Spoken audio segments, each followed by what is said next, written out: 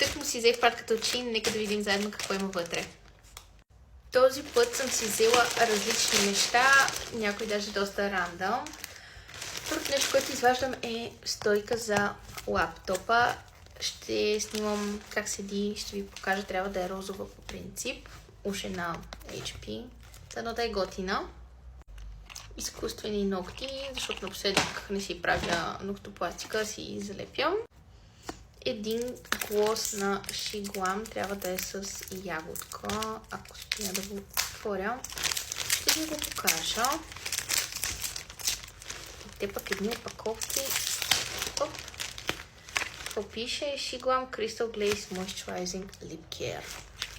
Трябва да е с ароматна ягода. Много хубаво изглежда.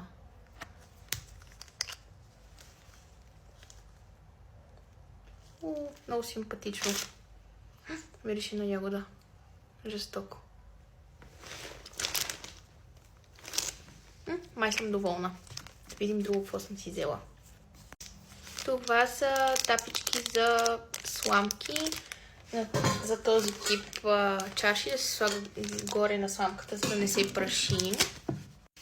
Още едни ногти, като тези са ръчна изработка с елементи, с гел елементи. Те са много яки, с Hello Kitty. Няма типени да си ги залепя. Най-голямото нещо са едни дънки, които искам да се надявам да са готини. Трябва да скривам широки разкроени. Изглежда доста готино с ластик са. Ще ги пробвам. Може и да сложа някое видео как ми седат, но не съм много сигурна. И последното нещо от патката всъщност е едно черно боди, универсално за дънки, за панталон, за под някоя сако, жилетка, най-обикновено черно боди. Ами това беше всичко. Малък хол, но пък с готини попадения, като например този клоз.